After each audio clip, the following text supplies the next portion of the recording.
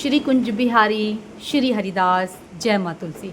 आइए माँ तुलसी के सानिध्य में और प्रभु श्री कृष्ण और श्री जी के श्री चरणों में स्वयं श्री कृष्ण के मुख से बोली गई वाणी कार्तिक मास का छठा अध्याय सुनते हैं। हरि बोल।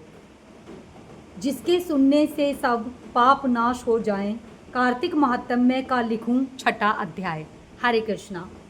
नारद जी ने कहा, जब 2 घड़ी रात शेष रह जाए तब तिल, कुश, अक्षत, चंदन आदि लेकर शुद्ध होकर जलाशय पर जाएं।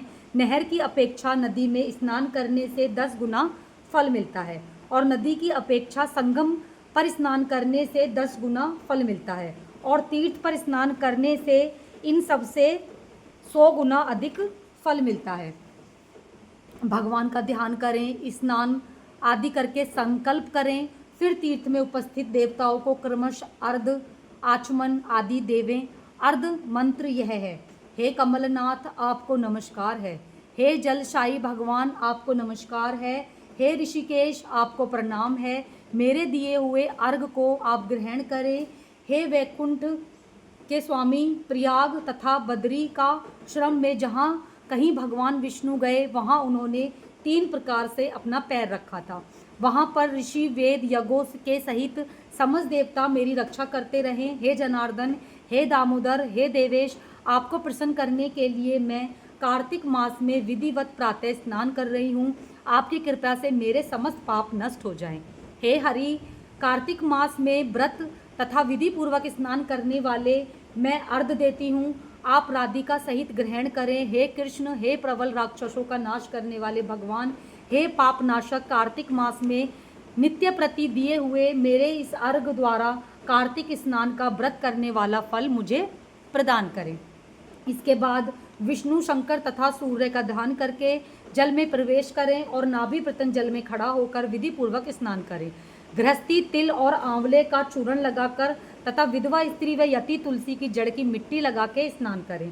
सप्तमी, अमावस्या, नवमी, त्रयोदशी, द्वितीया, दशमी आदि तिथियों को आंवला तथा तिल में स्नान नहीं करना चाहिए। स्नान करते हुए निम्न शब्द कहें, जिस भक्ति भाव से भगवान ने देवताओं के कार्य के लिए 3 प्रकार का रूप धारण किया था, वही पापनाशक भगवान विष्णु अपनी कृपा से मुझे पवित्र बनाएं। विष्णु जी की आज्ञा से कार्तिक व्रत करने वालों को इंद्र आदि सारे देवता रक्षा करते हैं, अतः वह मुझको पवित्र करें। बीजों, रहस्यों तथा यज्ञों सहित वेद्यों के मंत्र, कश्यप आदि ऋषि, इंद्र आदि देवता मुझे पवित्र करें। गंगा आदि सभी नदियाँ, संपूर्ण तीर्थ, 7 समुद्र और समस्त जलाशय मुझको पवित्र करें। अतिथि आदि सभी नारियाँ, यज्ञ सिद्ध सर्प और सब औषधियाँ व तीनों लोकों के पर्वत मुझे पवित्र करें।